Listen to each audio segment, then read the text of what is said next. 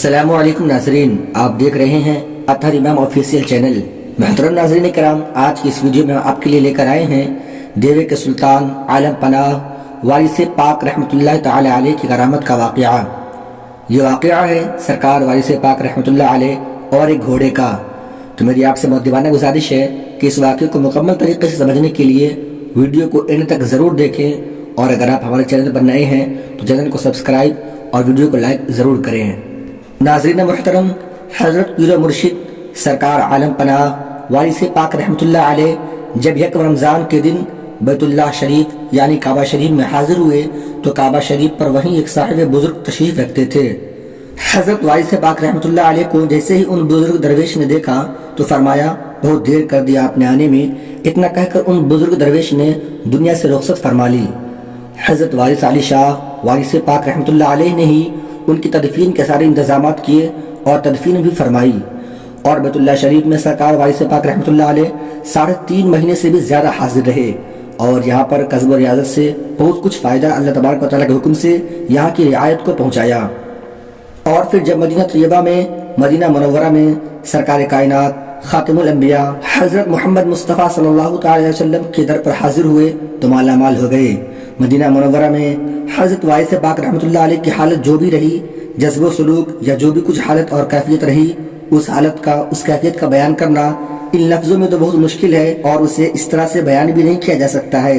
اور پھر مدینہ منورہ میں حضرت حاجی وارث علی شاہ رحمۃ اللہ علیہ کا ایک مدت قیام فرمانے کے بعد وارث پاک رحمۃ اللہ علیہ دمشق، شام، بیت المقدس، بیروت، بغداد، قازمین، نجف الاشرف، کربلا معلیٰ کے سفر میں مطمون رہے، اور ایران کے پایا تخت اور اس کے تمام شہروں میں مقیم رہ کر قسطنطنیہ تشریف لے گئے، اور ایک مدت تک حضرت حاجی وارث علی شاہ وارث پاک رحمۃ اللہ علیہ ترکی روس کی سیاحیت میں رہے، اور زمانہ حج میں یعنی حج کے موقع پر پھر سے بیت اللہ شریف یعنی مکہ مکرمہ میں تشریف لے کر آ گئے، اور بعد فراغت حبش اور افریقہ کی سیاحت بھی آپ سرکار وارث پاک رحمۃ اللہ علیہ نے فرمائی۔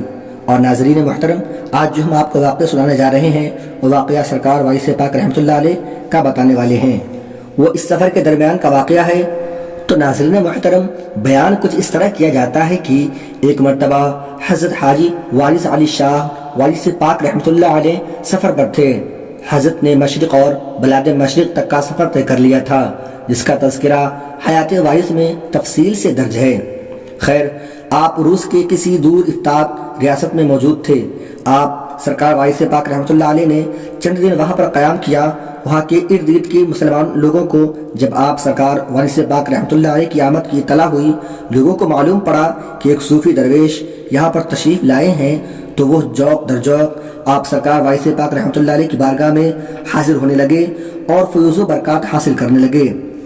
اس طرح اس جنگل میں گویا ایسی بھیڑ جمع ہونے لگی کہ جیسے یہاں پر بھی آبادی آ کر بس گئی ہو۔ کفر و شرک کے بھی صدائے اللہ نے سب کو وہاں پر ایمان کے لیے متاثر کر دیا۔ ماحول ہی اکثر تبدیل ہو گیا، اور صدیوں کی جو خاموشی وہاں پر چھائی ہوئی تھی اسے اللہ تبارک و تعالیٰ کے ذکر سے ختم کر دیا گیا۔ اللہ تبارک و تعالیٰ کے پاک ذکر جب اس خاموشی اور ویرانی میں ہونے لگی تو وہاں پر بھی ایک الگ ہی رونما ماحول ہونے لگا۔ ایسا روحانی ماحول پیدا ہو گیا کہ لوگ وہاں پر اکٹھے ہونے لگے۔ نماز فجر کے بعد جو ذکر الہی چالو ہوتا تو عشاء تک کئی حصوں میں چلتا رہتا۔ اللہ تبارک و تعالیٰ کا پاک ذکر فجر سے لے کر عشاء تک کئی حصوں میں چلتا رہتا تھا۔ ایک مرتبہ کا ذکر ہے کہ ایک دن نماز ظہر کے بعد 2 پردیسی مسلمان آپ سرکار وارث پاک رحمۃ اللہ علیہ کی قیام گاہ پر خدمت میں حاضر ہوئے۔ ان دونوں کے درمیان جھگڑا پیدا ہو گیا تھا، کسی بات کو لے کر نا اتفاقی بڑھی اور جھگڑا ہو گیا تھا۔ ان میں سے ایک کا کہنا تھا کہ وہ اپنی سواری کے لیے خشک گھاس بہت مشکل سے تلاش کر کے لایا ہے، بہت ڈھونڈنے کے بعد اسے خشک گھاس ملی ہے جو وہ اس کی سواری کے لیے تلاش کر کے لایا ہے۔ کیونکہ اس علاقے میں برف باری بہت زیادہ ہوتی ہے تو خشک گھاس کا ملنا بہت زیادہ مشکل ہوتا ہے، اور میں اس مشکل حالات میں وہ گھاس ڈھونڈ کر لایا تھا جو میں اپنے گھوڑے کے آگے ڈال دی تھی، اپنی سواری کے آگے ڈال دی تھی، اور کسی کام کی وجہ سے اس کے بعد میں باہر چلا گیا تھا، اور دوسرا شخص آیا اور اس نے وہ گھوڑے کا چارہ اٹھایا اور چارہ اٹھا کر اپنے گھوڑے کو، اپنے سواری کو لے جا کر کھلا دیا۔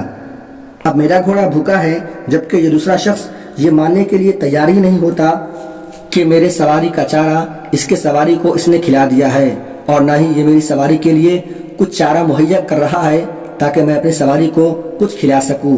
سرکار والد پاک رحمۃ اللہ علیہ نے دونوں کی بات سن لی اور پھر دوسرے شخص سے پوچھا کیا واقعی اس شخص نے چارہ چرا کر اپنی سواری کو کھلایا ہے یا پھر کچھ اور بات ہے؟